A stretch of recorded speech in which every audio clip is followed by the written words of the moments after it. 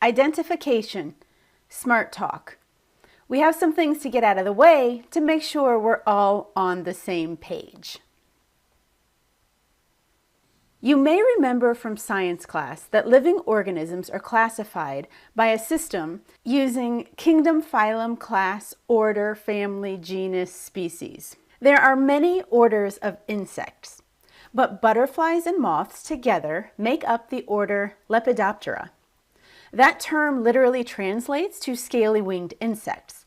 And if you look in the photo here, you can see an up-close shot of a monarch butterfly wing. The wings are made of membranes with little scales, and that's how butterflies and moths get their colors. Did you know there's actually no scientific difference between butterflies and moths? They're the same animal. There are some general differences, but not one of them holds true all the way across the board. Most lepidopterans are moths, about 95% of them. Only 5% are butterflies.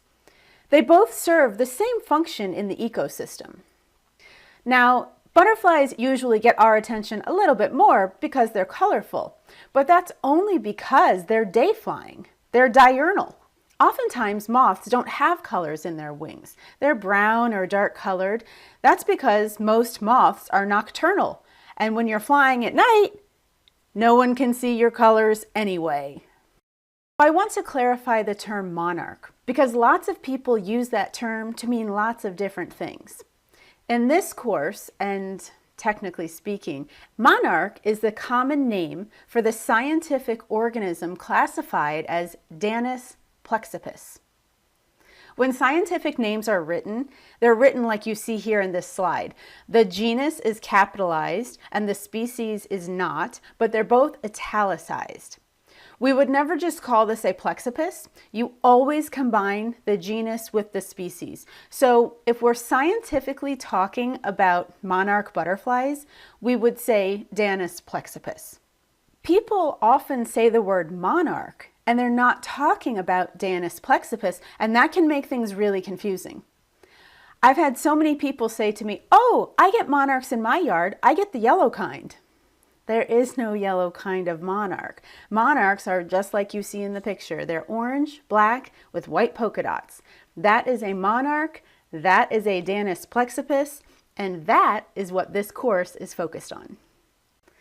Human life on Earth could not be sustained without the help of insects. Now, let me clarify. They could live without us, but we can't live without them. They provide many useful services to us, including pollination, nutrient breakdown, and recycling of waste materials. They are also the bottom of the food chain, which means that animal life depends on them as well. Some insects are simple, and others are more complex. Butterflies are higher, more complex insects. They are especially famous for their complete metamorphosis or change from one kind of organism to a completely different one. Most insects, like roaches, flies, termites, and mosquitoes, are underappreciated by humans, to say the least. But in a twist of evolutionary fate, butterflies have captivated the attention and affections of humans. They are the showy advocates of the insect kingdom. People will pay attention to insects because of butterflies. They remind us that no matter how grotesque, ugly, or slimy life may get, there could be something worth waiting for on the other side of the struggle.